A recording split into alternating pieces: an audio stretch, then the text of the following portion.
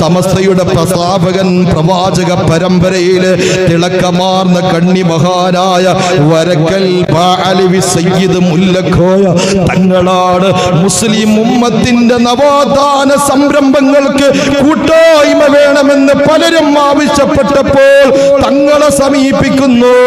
ഒരാലോചനകൾക്ക് ശേഷം മാത്രം സമ്മതിക്കുകയും സ്ഥാപിതമാക്കിയ മഹാനായ വരക്കൽ മുല്ലക്കോയ തങ്ങൾ ആരാണെന്നറിയുമോ?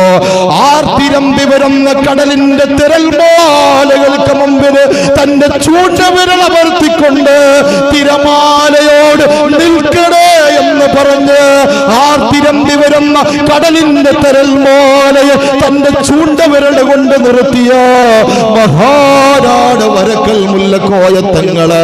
അല്ലാഹുവേ, അവരോടൊപ്പം നീ ഞങ്ങളെ സ്വർഗത്തിലാക്കണേ അല്ലാ.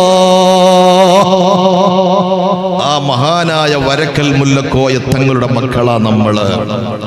മഹാനായ വരക്കൽ മുല്ലക്കോയ തങ്ങൾക്ക് സന്താനങ്ങൾ ഉണ്ടായിട്ടില്ല, മക്കളുണ്ടായിട്ടില്ല.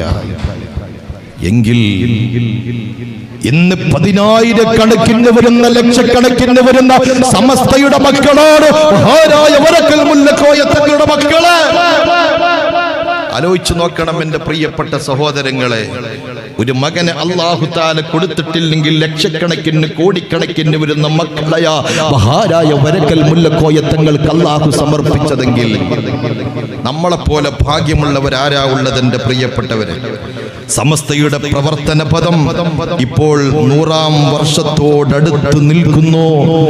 സമസ്തയുടെ 100ാം വാർഷികം കടന്നു വരിക.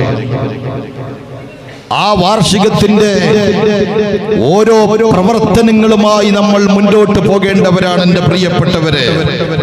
അതുകൊണ്ട് ഞാൻ പറയട്ടെ, ഈ മഹത്തായ പ്രസ്ഥാനവുമായി നമുക്ക് മുന്നോട്ട് പോകാൻ കഴിയണം. അല്ലാഹു തൗഫീഖ് നൽകട്ടെ. ഞാൻ പറഞ്ഞു വന്നത് സ്വാലിഹീങ്ങളുമായിട്ടുള്ള ബന്ധമാണ് നമ്മുടെ വിജയം. നിങ്ങൾക്കറിയുമോ, ഹബീബായ നബി മുഹമ്മദ് മുസ്തഫ, ഉറക്കെ പറയൂ, നബി മുഹമ്മദ് മുസ്തഫ